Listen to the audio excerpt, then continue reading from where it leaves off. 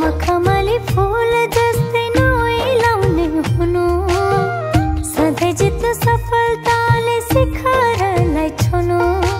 यो चेलीको मायालाई नभुल्नु कहिले, त्यो मुहारमा हाँसो मात्रै देख्न पाउँछैले।